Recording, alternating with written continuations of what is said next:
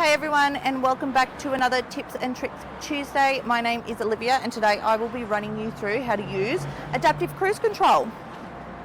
So over here we have our driving setup, and to the right on your steering wheel you have your cruise control functions.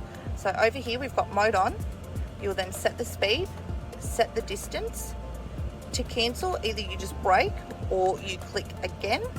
This one here is your lane keep assist cruise control function. So you click this one, just lightly rest your hands on the wheel and it will just slowly guide you. And then this LAM stands for your speed limiter. So you can set your speed to 100, 90, 80, you can put your foot flat to the floor and you won't be going over that speed. I like to use this when I head down to the Goldie, 110, and I know I won't go over that speed.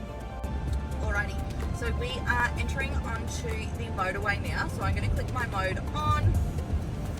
I'm going to set the speed, so the speed is 100, and I'm going to set the distance. Now I usually like to leave 2 car lengths between the car and myself in front, and we are coming up to a car now, and then it will just back off as we do. So someone's just pulled up, pulled down in front of us, and now our speed has gone back to 87. As we set that distance again, or someone's just pulled out in front of us and we've slowed down without my foot doing anything. So it will just adapt its speed to whatever is happening in front of you.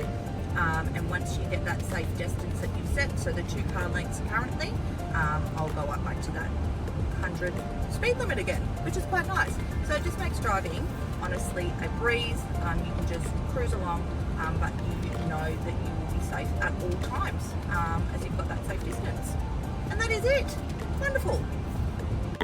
Thanks for watching our video on how to use adaptive cruise control. I hope you enjoyed the experience as much as I did, and I hope it answered any questions you had in regards to using it and turning it on and seeing how that adaptive part works. And we'll see you next month for another Tips and Trick Tuesday. Thanks.